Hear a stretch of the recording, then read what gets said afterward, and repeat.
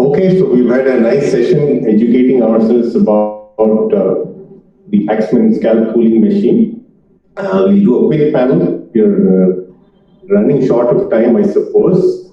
The first picture, So Amish and Jyoti, after using the Paxman, your hair also seems to have been preserved, but as you can see my picture today, my hair seems to have been lost after using the Paxman machine. So that's more on a lighter note that I wanted to start. So our panel today will be on factors influencing the effectiveness of scalp cooling in the prevention of chemotherapy-induced alopecia. Next slide, please.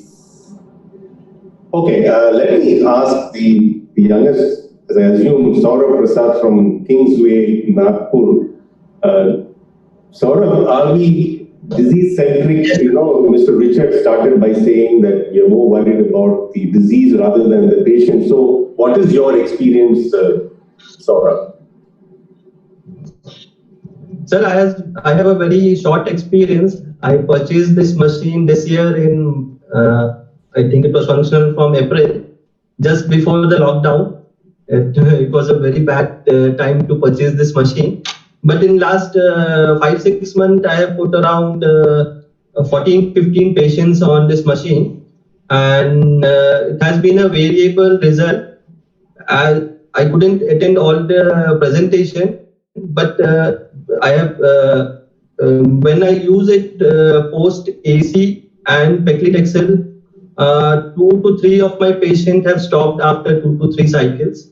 And I learned a new thing during this presentation, that if we use paclitaxel before anthracycline, the compliance would be better. So this was a new thing for me to learn from the seniors' experience about this, how to use this machine. Kalpesh, next slide please. Dr. Meenu, how many patients, what percentage declined chemotherapy in your practice because of hair loss?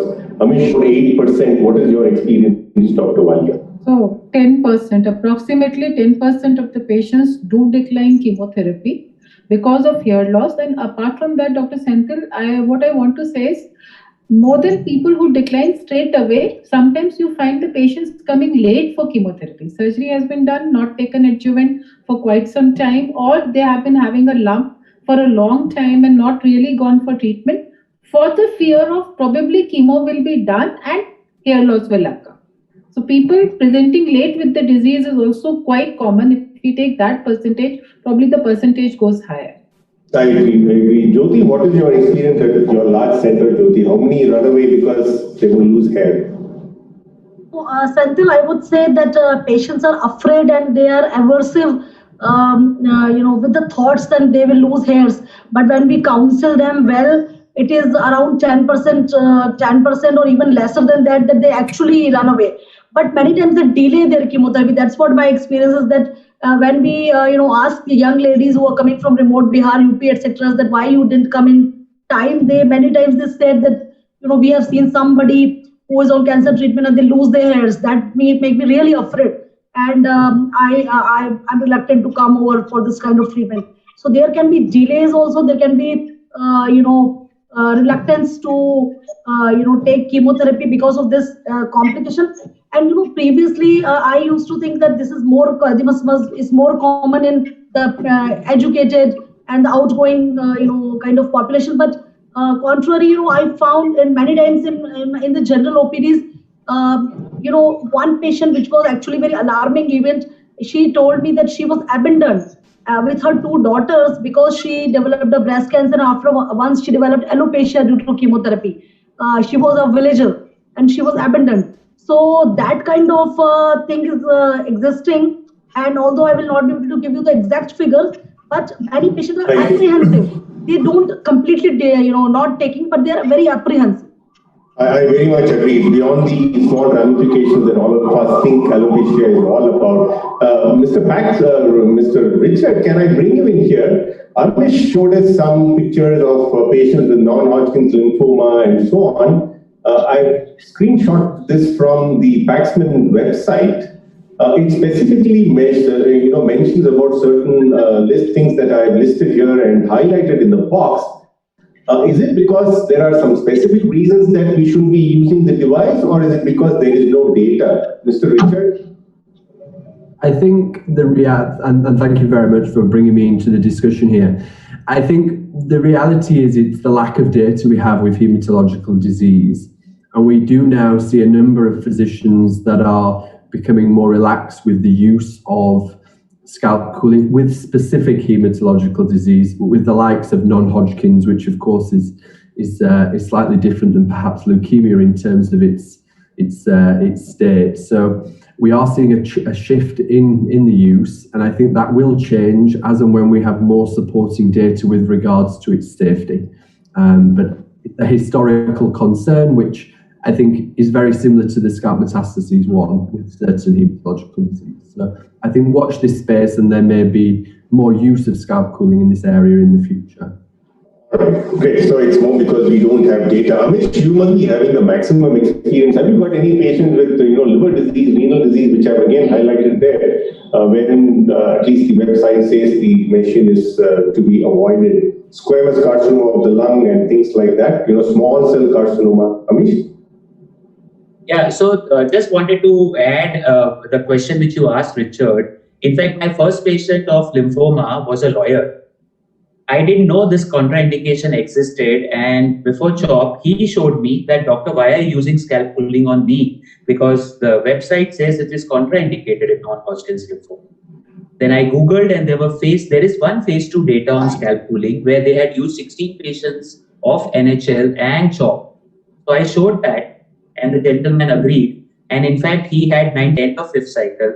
Unfortunately, the machine broke down on the 6th cycle, and he had complete alopecia on the 6th cycle. And he didn't pull you up for that, Amish? Not as yet. Not as yet. All the good work done was lost in the last cycle. I swear. All right. Any experience with liver disease, kidney disease? Kalpesh, next slide. Amish, any experience with those liver disease and kidney disease patients, Amish? I see, if the liver failure or kidney failure, anyway, we don't end up giving chemotherapy to these patients. If you're asking me about liver metastasis, I have used in liver metastasis, like that Japanese lady, Folfiri, I used. No, Amish, I'm not meaning that. There are always some patients with borderline kidney function, borderline liver function, who come to us with adjuvant therapies. We kind of adjust the dose and push a little bit, that kind of a situation. I'll have to check my data. I'll have to and you're not able to recollect. No. All right. Amish, on that front, what are your tips to make sure that the caps fit best? So we have 5 caps right now of different sizes. And I am in talks with Paxman and Access Devices. In fact, we were in talks, and because of COVID, we couldn't take it further. I have had few patients who didn't mind paying for individualized cap also. So we had worked out the logistics that in 10 days time, Paxman would courier us the fitted cap. I feel if that is available, that is the best thing what we can do. In addition to that, honestly, this is a mantra which I have used in more than 15 patients. If the cap is not fitting well, you have to press on the cap and it works well.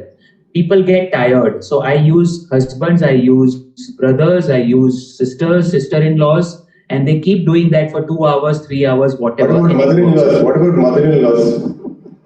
You think mother-in-law will do that for 2 hours on daughter-in-law? Might be take the hair off, I suppose. I mean, sure. Yes, I understand. So I think the point is that you have to make sure that the cap is fitting well. As Jyoti had written in her own editorial, it says ill-fitting caps leads to gaps. I like that statement, and so I just copied it and put it up there. Nice, catchy sentence, should I say, Jyoti? True.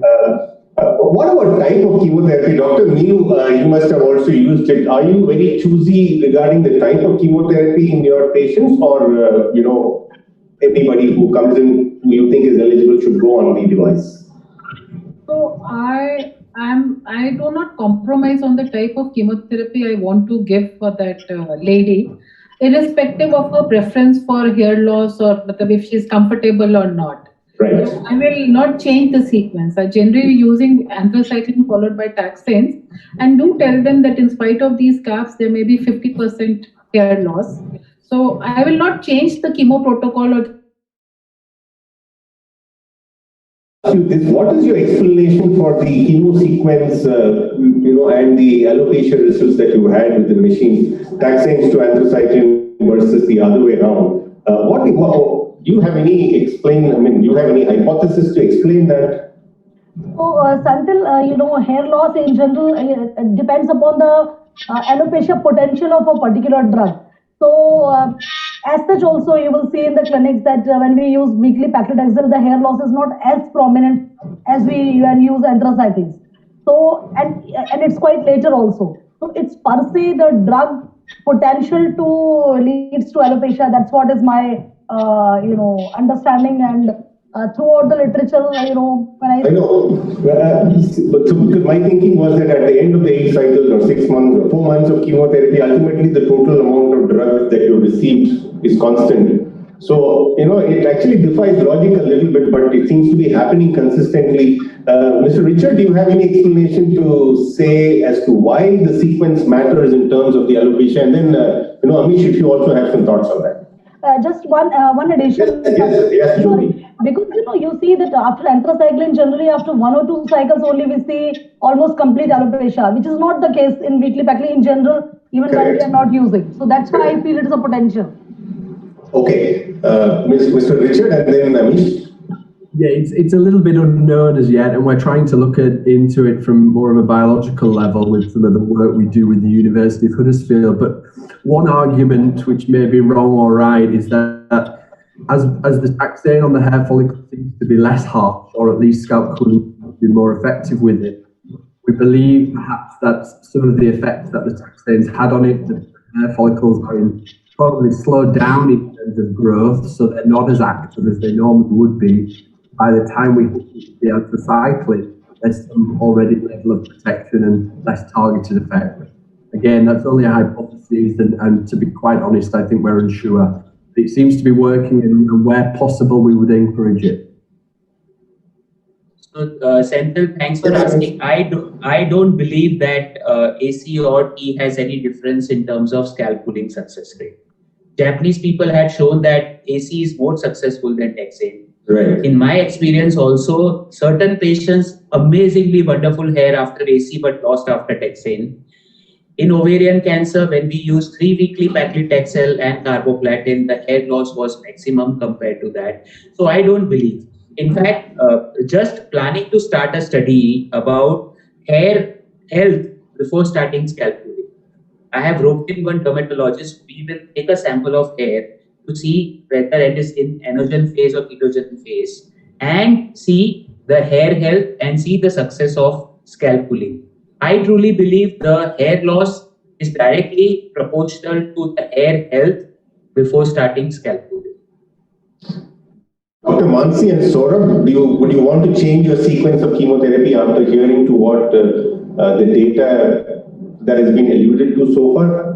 Taxane followed by anthracycline, because I personally believe that the sequence doesn't matter, but would you change so? Dr. Senthil, this is Dr. Mansi. I think I am kind of tempted now looking at the numbers, to be very honest. That's why I asked Dr. Bajpai that, how does she decide which patients can get taxanes first? And so apart from the TH patients, even for patients who are either triple negative or I think early stage disease, either in adjuvant therapy, I don't think I would mind. Even in the neoadjuvant, I'm kind of tempted for patients who are going to use scalp cooling. I don't know if there's anything wrong with that. I mean, in terms of... I don't think so. I don't think so at all. I don't think, as long as you're delivering all the drugs, that's all that matters. It's my humble opinion. Saurabh, Kalpesh, change the slide. So, Senthil, sorry, very quickly, what Mansi said, the patients, like Dr. Meenu said, that the patient will not take chemo if they have hair loss.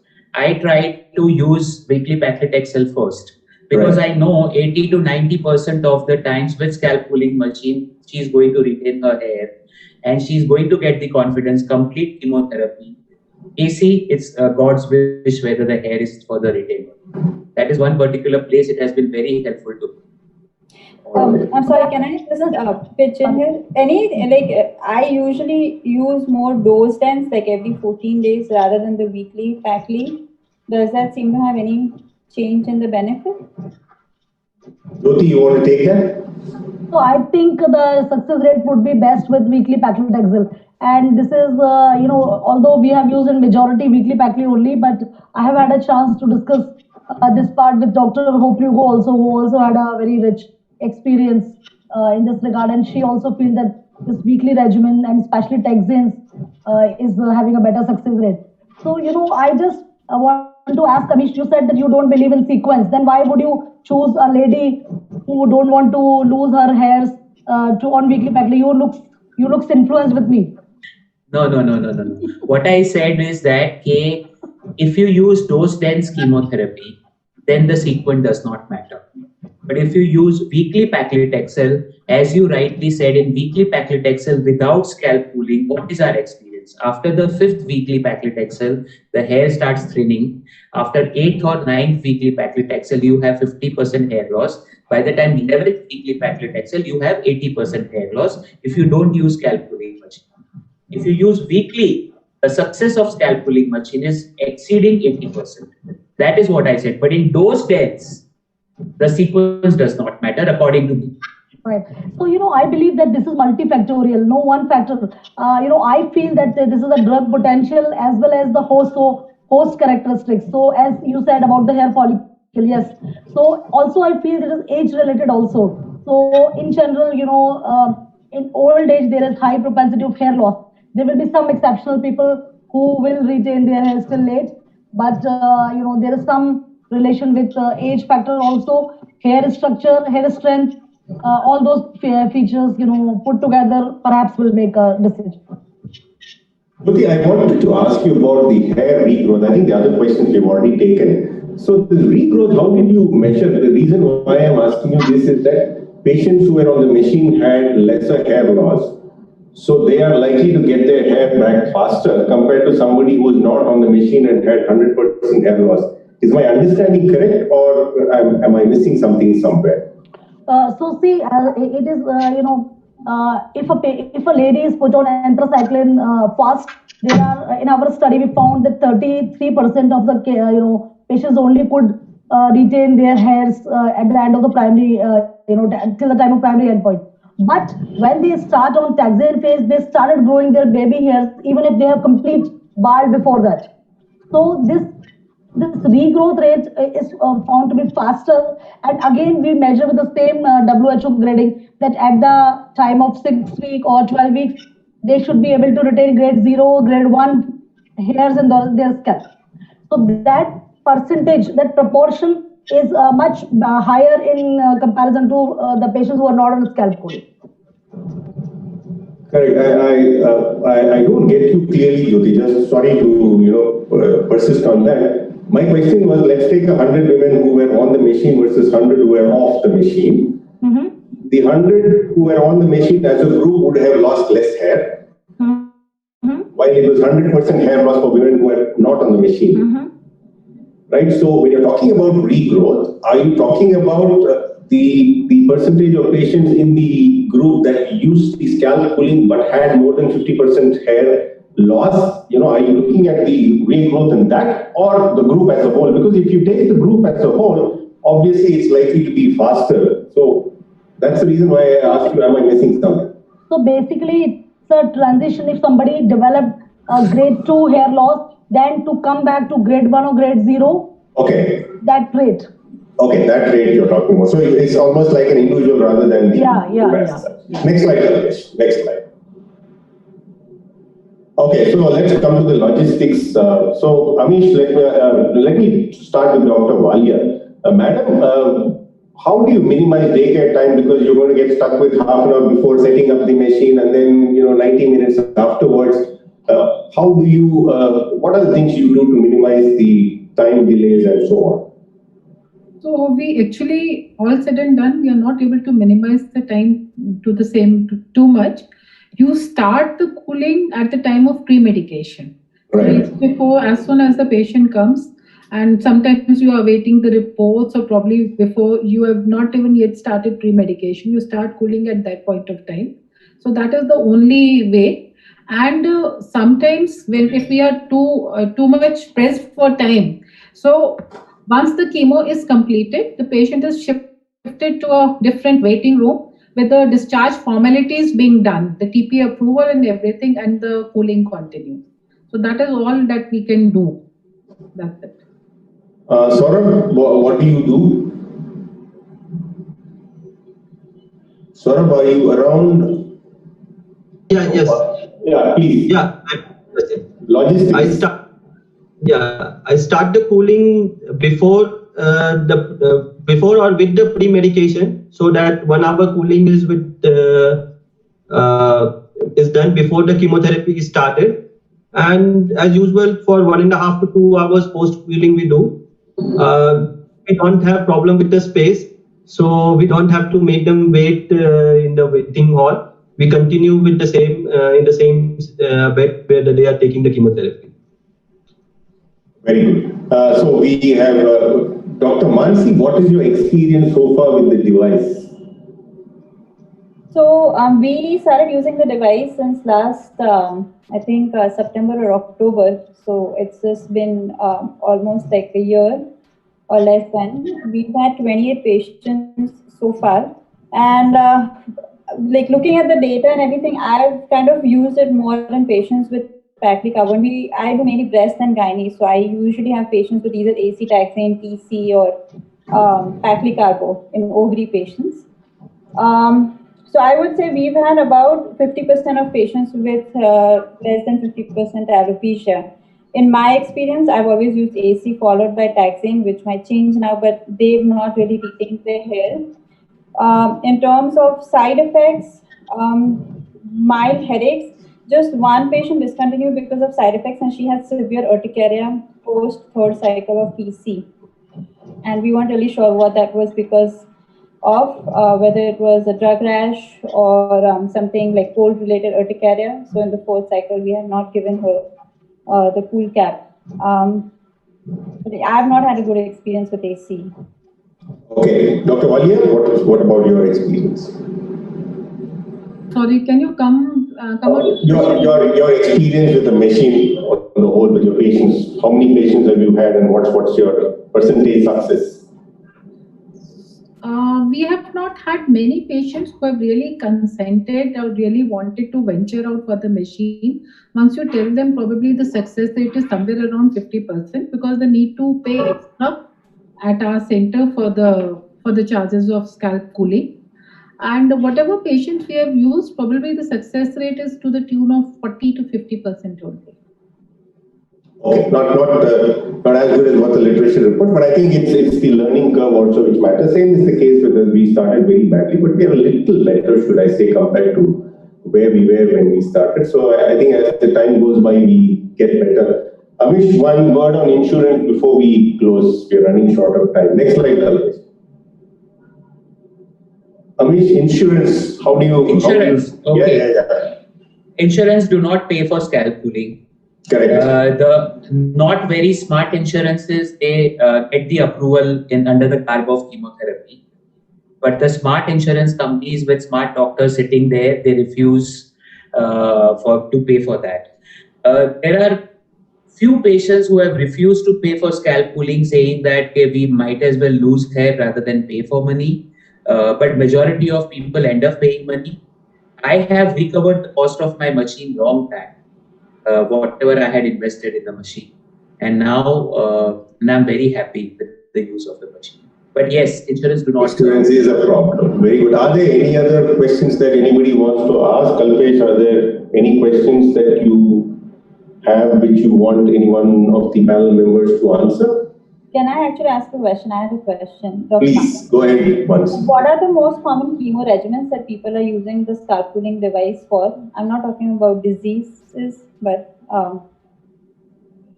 Amish, you want to take that? Yeah, so I'll tell you, Mansi, I failed miserably with 3 days of chemotherapy in solid tumor. There was one young 19-year-old girl, rhabdomyosarcoma, hyphoscytopocite, whole day we kept the scalp cooling machine on, 97 to 100% hair loss. The second incidence also was same. So multi-day chemotherapy is out. Docetaxel in the standard dose of, if you are using 100 milligram per meter square, it does not work at all. Does not work at all. Yeah. So if you're using 75, docetaxel, in my experience, say 2 out of 5 patients had retained 30% of hair. Remaining 3 had 90% of hair. Where all I have used in breast, AC, paclitaxel, paclicarbo, weekly docetaxel in prostate cancer, in NHL, in CHOP, in colon, folfiri, eribulin. Like these are the offhand I can think of. Okay. Very good. So if there are no more questions, Amish, the last slide is for you and me. Amish, the one on the left is for me and the one on the right is for you, I suppose. Right. Good. Let me see. All right, thanks so much. Thanks. Because I'm sure I'll end up with the left very soon, and you are the one who's got the boutique, so the right one is for you. All right, thanks so much. I will hand it over back to Dr. Pavitran, who is the chairperson. Thank you, sir.